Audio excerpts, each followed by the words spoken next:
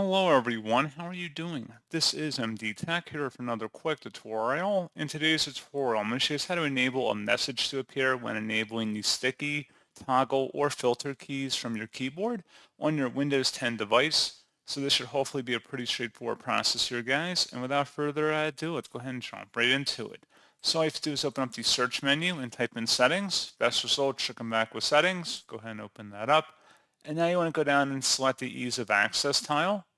And now on the left side, scrolling down underneath interaction, select versus keyboard.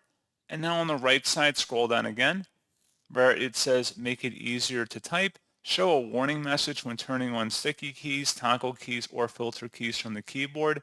Check mark inside of that box or uncheck it depending on your preferred setting on here. And that's all you have to do.